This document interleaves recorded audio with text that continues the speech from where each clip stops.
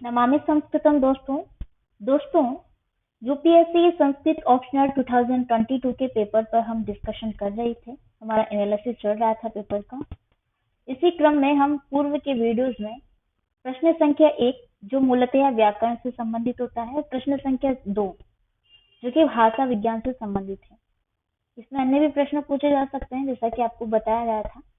तो ये दोनों प्रश्नों का एनालिसिस हम कर चुके हैं, कैसे इनको लिखना है वो बात हम कर चुके हैं पूर्व के वीडियोस में। अगर आपने उन वीडियोस को वॉच नहीं किया है तो पहले आप उनको देखिए, ठीक है। उन दोनों का लिंक आपको डिस्क्रिप्शन में या आई बटन पर मिल जाएगा। आज हम प्रारंभ करेंगे उसी क्रम में प्रश्न संख्या 3 को, जो मूलतः यह काव्य शास्त्र से संबंधित होता है, ठीक है। ये भी कुल 50 अंक का होता है। 4 प्रश्न पूछे जाएंगे इसके अंतर्गत। 2 प्रश्न 15-15 अंक के और 2 प्रश्न 10 अंक 10-10 अंक, ठीक है। तो प्रश्न संख्या 3 है, अधोलिखिताः सर्वे प्रश्नाः समाधेयः, यानी कि अधोलिखिता नीचे लिखे गए सभी प्रश्नों का समाधान आपको करना है। उसके अंतर्गत प्रथम प्रश्न है, मेघे माघे गतम वयः उक्तिर इयं समीक्षिताम। मेघे माघे जो गतम वय उक्ति है, इसकी आपको समीक्षा करनी है। समीक्षा का मतलब है इसके विषय में आपको इसके पक्ष विपक्ष बताने की समीक्षा करते हुए इसका उपसंहार करना है, ठीक है। अब मेघे माघे गतम वय आपने जब महाकाव्यों का आपको अध्ययन कराया गया था तो आपको कई बार ये बताई भी गई थी, हमने सुना भी है, ठीक है। मेघे माघे गतम वय। अब जैसा कि आप शिशुपाल वधम को ही देख लीजिए, शिशुपाल वधम के विषय में ये उक्ति बड़ी प्रसिद्ध है, मेघे माघे गतम वय।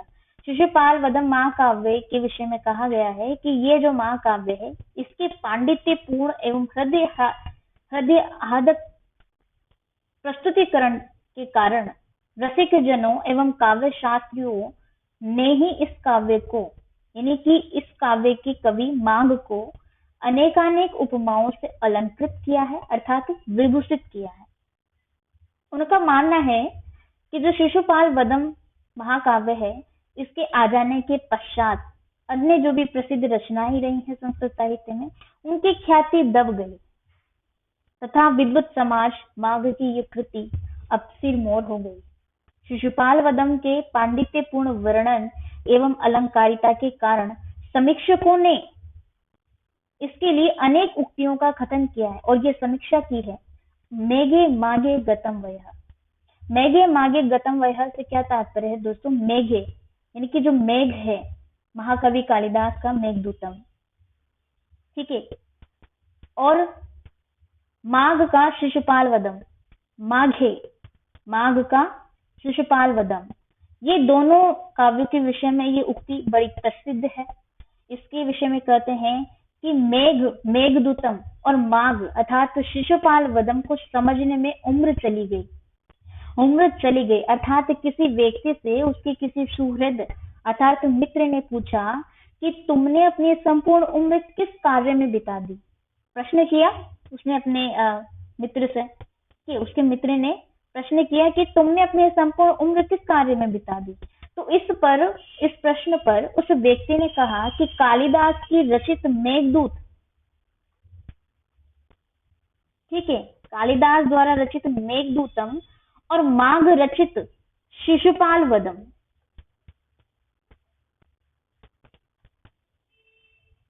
ये दोनों महाकाव्यों को समझने में, मेघदूतम एक खंड काव्य है, ठीक है, तो इन दोनों ग्रंथों को समझने में ही मेरी संपूर्ण आयु चली गई, परंतु फिर भी ये दोनों ग्रंथ पूरी तरह से मेरी समझ में नहीं आए, अर्थात इनमें अभी कुछ न कुछ ऐसा तत्व मुझसे छूटा रह गया है, ठीक है,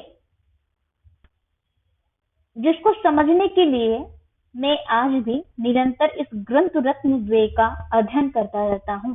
तात्पर्य यह है दोस्तों कि मेघदूत एवं शिशुपाल वधम में शास्त्रीय दृष्टि से एवं लोक व्यवहार की दृष्टि से गुण रहस्य को सहजता से प्रस्तुत कर दिया गया है, जिसका तात्पर्य सिर्फ इतना है कि एक बार पढ़ लेने मात्र से समझ में ये नहीं आने वाले हैं। इसीलिए कहा है मेघे माघे गतम वय, उक्ति के द्वारा यही बताने का प्रयत्न किया गया है कि बार बार अध्ययन करने के बाद भी इन दोनों रचनाओं में पुनः अध्ययन हेतु कुछ शेष रह ही जाता है, इसलिए बार बार इसका अध्ययन करना जरूरी है। किंतु ये भी ध्यान रखिए कि अगर आप इन दोनों ग्रंथों का अध्ययन करने जाएंगे तो आपकी पूरी आयु चली जाएगी, परंतु फिर भी कुछ न कुछ शेष रह ही जाएगा। ये उक्ति इसलिए प्रसिद्ध है। ठीक है,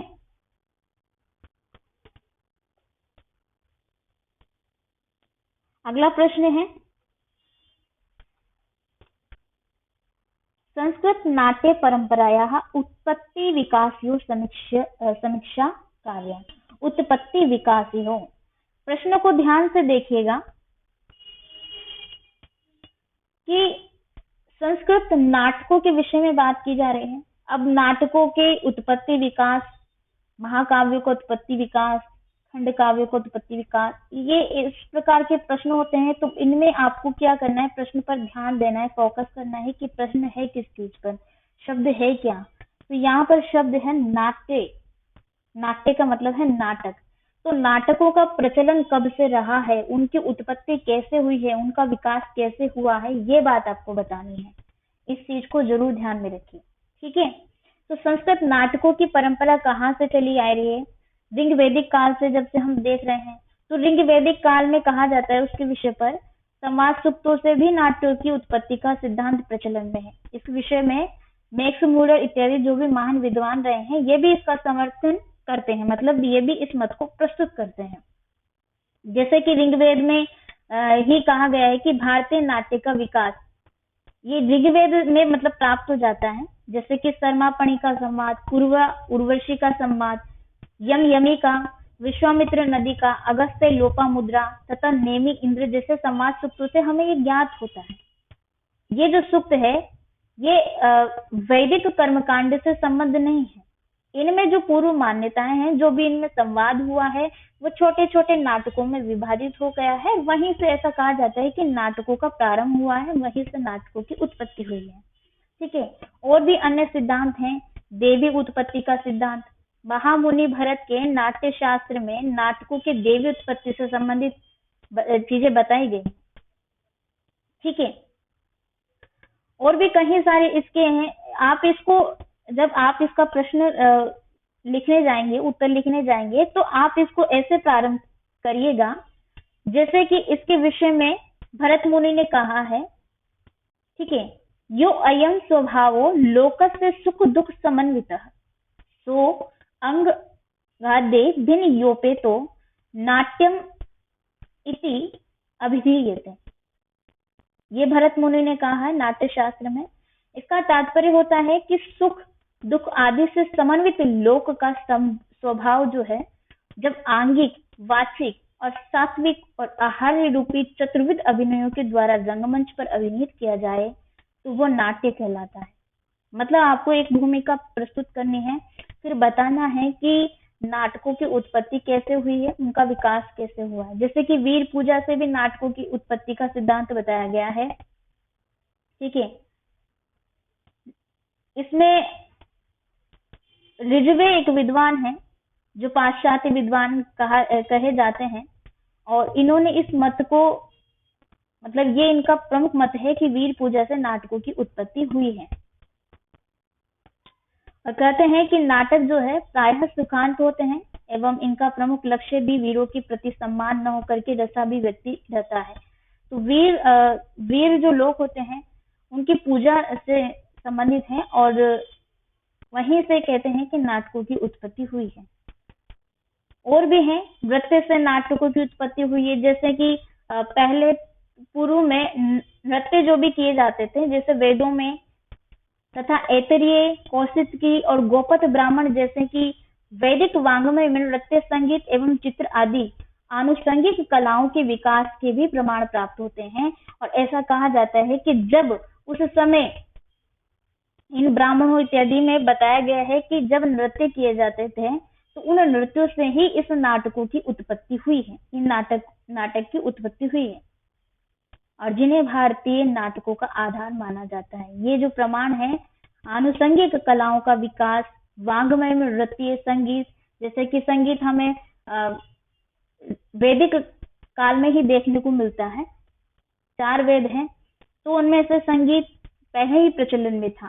ठीक है, तो संगीत और नृत्य से भी इसकी उत्पत्ति मानी गई है, और भी प्राकृतिक इसके कारण रहे हैं। उत्सव से मानी गई है। उत्सव जैसे कि कहते हैं कि पहले स्त्री पुरुष जो होते थे वे नाचते गाते थे, उल्लास मनाते थे। ठीक है, जब शिशिर ऋतु का प्रारंभ होता था, वसंत ऋतु का आगमन होता था, तो उस खुशी में अब ये उल्लास क्यों मनाते जाते थे? क्योंकि इनका जो कार्य होता था खेती इत्यादि से संबंधित, वो शिशिर ऋतु आती थी, वसंत ऋतु आती थी, तो इनका जब कार्य अच्छा होने लगता था तो ये खुशी मनाते थे, उत्सव मनाते थे, और उस उत्सव में स्त्री पुरुष भाग लेते थे, नाचते गाते थे। उसी उल्लास से इस नाटकों की उत्पत्ति का प्रारंभ हुआ, मतलब ये उत्पत्ति हुई। पुतली का नृत्य से नाट्य की उत्पत्ति का सिद्धांत माना गया है। जैसे पुतली एक आपने देखा होगा, क्या होता है कि धागे से पुतलियों को हिलाया जाता है, उनका नृत्य किया जाता है, या वो रंगमंच पर प्रस्तुत करके ऐसा नाटक दृश्य दिखाया जाता है। जो भी महानुभाव होते हैं जो वहां देखने के लिए पधारते हैं, ठीक है, ऑडियंस जिनको हम बोलते हैं, तो उस नृत्य को, उस मंच को, उस दृश्य को देखने के लिए वहां पर जो प्रस्तुत होते हैं उसे पुतली का नृत्य कहते हैं। पुतली का नृत्य उसमें प्रस्तुत किया जाता है, उसको धागों के द्वारा पकड़कर नृत्य संचालित करवाया जाता है, संचालित किया जाता है, और नियंत्रण करता है कि यही स्थिति नाट्य में जो सूत्रधार होता है तथा और भी अन्य पात्र होते हैं उनकी स्थापकों की होती है। अब यही से ऐसा कहते हैं कि वे नाटकों का प्रारंभ हुआ था। देवी उत्पत्ति का सिद्धांत भी माना जाता है, जैसे भरत मुनि का हमने आपको बताया। तो ये सारी चीजें क्या है, यहीं से नाटकों की उत्पत्ति हुई है। इस प्रकार से आपको इसके विभिन्न सिद्धांत मिल जाएंगे, और ये प्रश्न आपको कवर हो जाता है। जो हमने चौथा प्रश्न है इसका, वहां पर भी बताया है, और जो नाट्य शास्त्र है उसका प्रारंभ करने से पूर्व भी नाट्य की उत्पत्ति और विकास के विषय में आपको अच्छे से बताया है। अगर ये चीज आपको क्लियर नहीं होती है तो आप इसको क्लियर कीजिए, और ये चीजें पहले पूर्व में क्लासेस में बता दी गई हैं। ठीक है, अगर आप मीमांसा से पहली बार यहाँ पर आए हैं इस मंच पर, तो मैं आपसे अनुरोध करूंगी कि आप मीमांसा संस्कृत एप्लीकेशन को डाउनलोड कीजिए, वहां पर रजिस्ट्रेशन कीजिए, इनरोल कीजिए। ठीक है, आपको सारी चीजें 1 बाय 1 सभी प्रश्नों के आंसर्स मिलेंगे, सभी प्रश्नों पर आपको क्लासेस मिलेंगी। ठीक है, कैसे प्रश्न लिखने होते हैं सभी चीजें बताई गई है। प्रीवियस ईयर के जो भी प्रश्न हैं उनको सॉल्व करने का तरीका बताया है, सॉल्व कैसे करना है, सारी चीजें आपको बताई गई हैं। तो मीमांसा संस्कृत एप्लीकेशन को डाउनलोड कीजिए। ठीक है, वहां से आपको सारी चीजें एकदम क्लियर हो जाएंगी।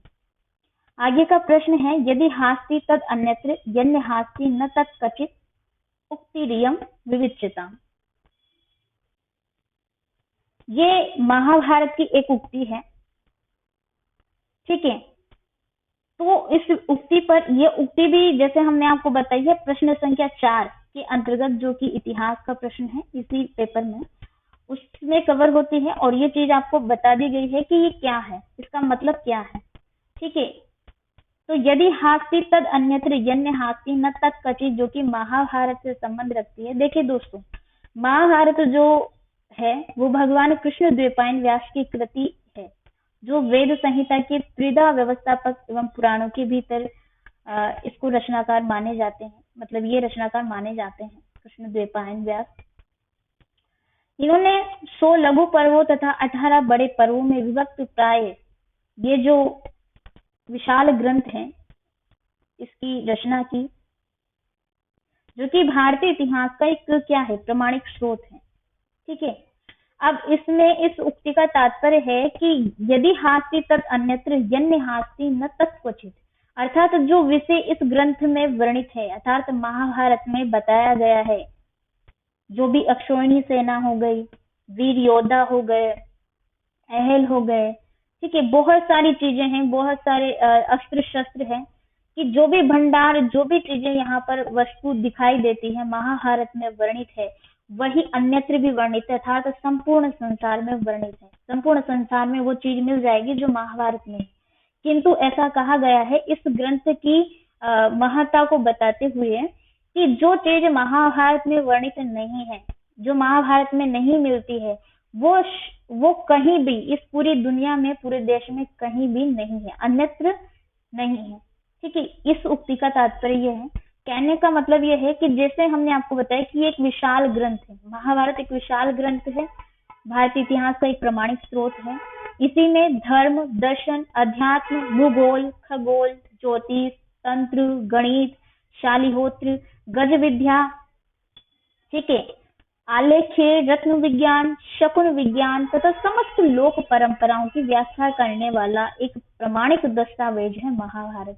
इसीलिए महाभारत की प्रशंसा में ये उक्ति कही गई है कि यदि हास्ति तद अन्यत्र यन्य हास्ति न तत्क्वचित्। इस प्रश्न का प्रारंभ आप इस उक्ति से भी कर सकते हैं, ठीक है, और इसकी भूमिका तैयार करके भी इस प्रश्न को कर सकते हैं। अंततः अगर आप भूमिका तैयार करके इस प्रश्न को लिखते हैं तो अंत में आप फिर इस उक्ति से इसका समापन कर सकते हैं कि भाई ऐसा क्यों कहा गया है, क्यों कहा गया है। अभी हमने आपको बताया कि धर्म, दर्शन, अध्यात्म, भूगोल, खगोल, ज्योतिष, तंत्र, गणित, शालिहोत्र, ये सारी चीजें, गज विद्या, अक्षौहिणी सेना, ये सभी का समावेश इस महाभारत में है, और जो इस महाभारत में नहीं है वो कहीं भी नहीं है, जो इसमें है वो सब जगह है। ठीक है, महाभारत में कौरवों तथा पांडवों जो मूलतः एक ही पिता की संतान थे, इसके धर्म युद्ध का वर्णन किया गया है इसमें, जिसमें मात्र 18 दिनों के महासंग्राम में 18 अक्षौहिणी सेना नष्ट हो गई थी, आपको भी ज्ञात होगा। इस भीषण युद्ध के बाद संपूर्ण जो धरित्री है वो वीरों से रिक्त हो गई है।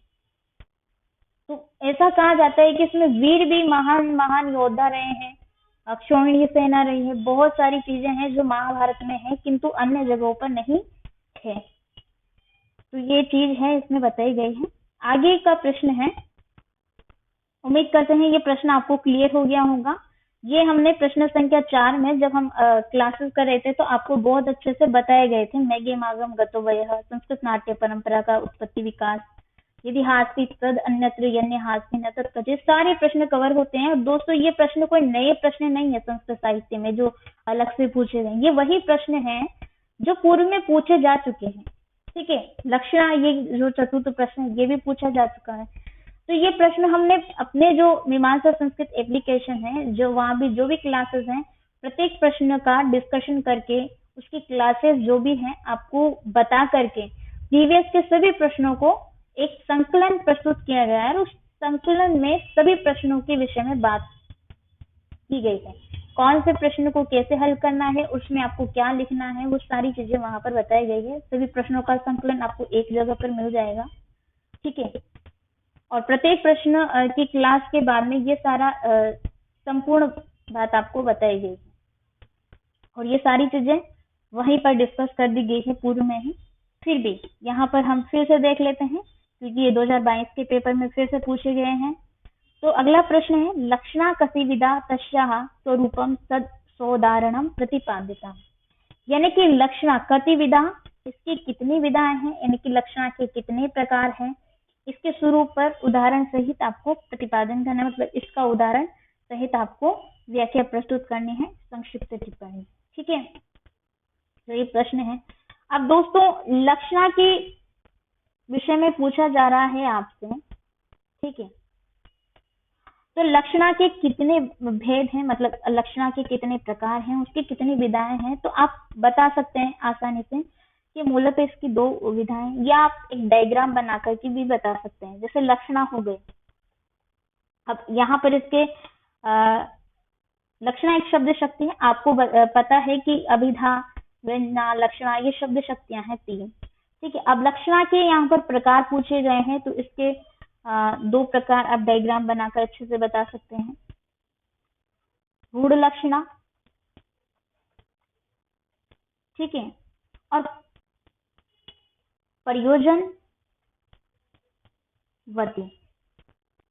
प्रयोजनवती लक्षणा।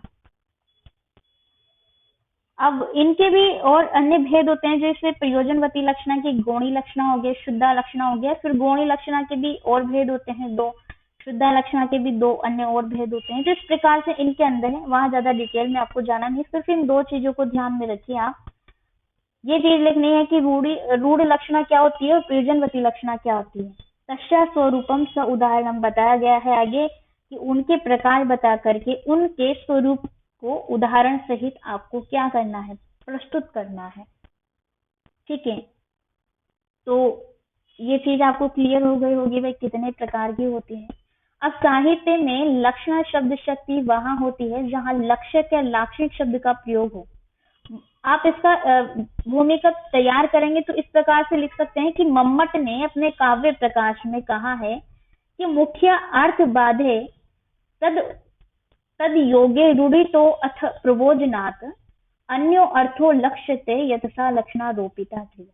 अर्थात मुख्य अर्थ के बाधित होने पर रूढ़ि अथवा प्रयोजन के कारण जिस शक्ति अर्थात क्रिया के द्वारा मुख्य अर्थ से संबंध रखने वाला अन्य अर्थ लक्षित हो उसे हम लक्षणा व्यापार शब्द शक्ति कहते हैं। इसमें लक्षणा की 3 बातें कही गई हैं। ये 3 बातें आवश्यक है। मुख्यार्थ में बाधा, आप चाहे तो लिख सकते हैं, ऐसे आपको सारी चीजें पता होनी चाहिए। ठीक है, काव्य शास्त्र के अंतर्गत बताया गया है। तो मुख्यार्थ में बाधा और मुख्यार्थ का अमुख्यार्थ अर्थात लक्ष्यार्थ के साथ योग या आवश्यक संबंध और रूढ़ि अथवा प्रयोजन का कारण रूप में विद्यमान होना। ठीक है, तो ये बात कही गई है। अब आपको इनके उदाहरण भी बताने हैं। देखिए, स्वरूप तो बताना ही है कि भाई इनमें क्या एक लक्षणा के 2 भेद बताए हैं, रूढ़ लक्षणा और प्रयोजनवती। शब्दों को समझने का थोड़ा सा प्रयास आपको करना होगा कि रूढ़ क्या होता है, प्रयोजनवती क्या होता है। ठीक है, देखिए इन दोनों के उदाहरण आपको प्रस्तुत करने हैं।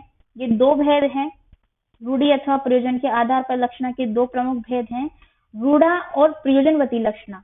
इन दोनों के उदाहरण देखिए, इसका उदाहरण है रूढ़ का, आप दे सकते हैं कर्मणि कुशलः।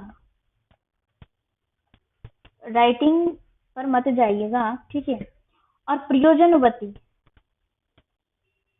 जैसे कि गंगायाम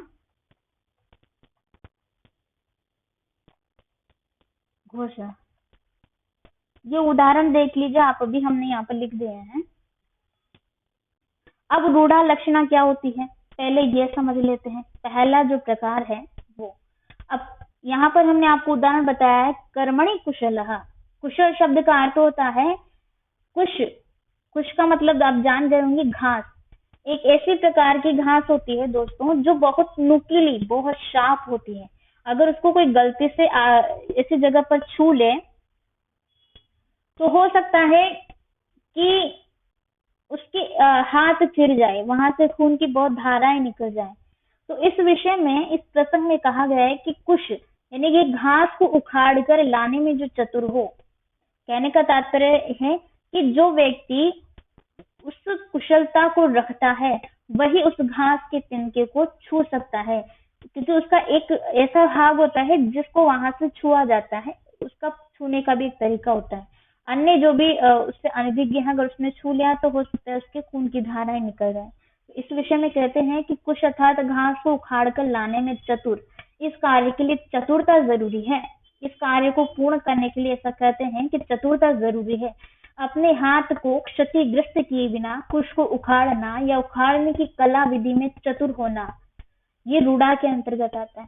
जब हम कहते हैं कि कोई व्यक्ति कार्य कुशल है तो हमारा अभिप्राय होता है कि वह कार्य करने में कुशल या दक्ष या प्रवीण है, अर्थात आज की भाषा में हम कहते हैं निपुण। व्यवहार में यही अर्थ प्रचलित हो गया है, किंतु मुख्यार्थ से संबद्ध होने पर भी वो उससे भिन्न है। रूढ़ा लक्षणा का अर्थ यही तो है कि जहां मुख्यार्थ से संबद्ध होने पर भी वो उससे भिन्न है, वहां मुख्यार्थ रूढ़ि के कारण लक्ष्यार्थ का बोध करा जाता है। तो कहने का तात्पर्य यह है दोस्तों कि किसी भी भाषा के सभी मुहावरे और लोकोक्तियां रूढ़ा लक्षणा के अंतर्गत आ जाते हैं। ये एक मुहावरा लोकोक्ति है। जो भी मुहावरे लोकोक्ति होते हैं, जैसे 9-2-11 हो जाना, तो 9-2-11 का मतलब होना है भाग जाना। इसका मतलब ये नहीं है कि गिनती हो गई 9-2-11। अब भाग जाना इस मुहावरे का अर्थ की जगह पर हम ये तो प्रयुक्त नहीं कर सकते हैं कि 10-20-30 हो जाना, नहीं ना। तो ये एक मुहावरे और लोकोक्तियां जो प्रचलन में है, जो रूढ़ी है, उस जो जो रूढ़ी लक्षणा के अंतर्गत आती है। जैसे आंख का तारा होना, आंख का काटा होना आदि, ये सब रूढ़ा लक्षणा के अंतर्गत आते हैं। उम्मीद करते हैं आपको रूढ़ा लक्षणा क्लियर हो गया होगा। ठीक है, अब आती है प्रयोजनवती।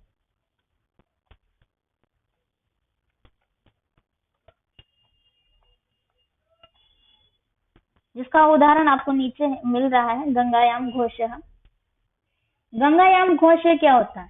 देखिए, अर्थात गंगा में अहीरों का गांव है, अर्थात बस्ती है, गांव है, जो भी है। गंगा, अब ये तो है नहीं कि भाई गंगा पर है, गंगा में है, ऐसा तो हो नहीं सकता। इस वाक्य में गंगाया का मुख्य अर्थ गंगा की धारा में है, उसमें गांव का होना असंभव है। अतः गंगा शब्द मुख्यार्थ का अन्वय बाधित होने से मुख्यार्थ को छोड़कर अपने से संबंध तट का लक्षण से इसमें बोध हो रहा है उदाहरण में। अब प्रयोजनवती क्या होता है? जैसे प्रयोजनवती लक्षणा है कि जहां मुख्यार्थ किसी प्रयोजन के कारण लक्ष्यार्थ का बोध कराए। कहने का तात्पर्य है, एक सिंपल वर्डिंग में समझिएगा कि जहां पर मुख्यार्थ का किसी प्रयोजन के कारण उसका लक्ष्यार्थ का बोध होता है। मुख्यार्थ में किसी प्रयोजनवती है तो प्रयोजन के कारण लक्ष्यार्थ का जहां पर बोध कराया जाता है, वहां पर क्या होता है? वहां पर प्रयोजनवती लक्षणा मानी जाती। जैसे गंगायाम घोष, इसका अभिधा में अर्थ होगा गंगा में अहीरों की बस्ती। कहने वाले का प्रयोजन है कि गंगा तट पर जहाँ अहीरों की बस्ती है, गांव है, वहां वही शीतलता और पावनता है जो गंगा की धारा में है। यहाँ प्रयोजन है व्यंजना का विषय, इसी कारण ये यहाँ पर क्या है? प्रयोजनवती लक्षणा है। ठीक है, इस उदाहरण आप दे सकते हैं। तो ये दो भेद इसके बताए गए हैं लक्षणा के। अन्य जो भी आगे व्याख्याकार आए हैं उन्होंने सबने अलग अलग बताए हैं, हो सकता है, पर आपको मूलतः ये इस आंसर में ये दो चीजें बतानी है और उदाहरण बताने हैं। इस प्रकार से आप अपने प्रश्न को, उत्तर को प्रस्तुत कीजिए। ठीक है, तो उम्मीद करते हैं ये जो प्रश्न है, मेघे मागे गतम वयः, संस्कृत नाट्य परंपरा में उत्पत्ति विकास, यदि हास्ति तदन्यत्र यन्य हास्ति न तत्कचित, और लक्षणा कति विधाः तस्य स्वरूपम सोदाहरणम प्रतिपादितम्। ये चारों प्रश्न आपको अच्छे से समझ में आ गए होंगे। ठीक है, और हम उम्मीद करते हैं कि अब आप इनको अच्छे से लिख पाएंगे। ठीक है, अगर आपने सारी क्लासेस को अटेंड किया है। अगर फिर भी कोई जिज्ञासा है या कोई चीज है, आपका कुछ डाउट है, ठीक है, तो आप कमेंट बॉक्स में पूछ सकते हैं, आपको रिप्लाई किया जाएगा। ठीक है, जैसे भी संभव है। बाकी आप इन पर लिखने का प्रयास कीजिए। आपको इस व्याख्यान के बाद लिखने का एक तरीका ज्ञात हो गया होगा, उम्मीद करते हैं। इसी के साथ हम अपनी वाणी को विराम देते हैं। बहुत बहुत धन्यवाद आप सभी का।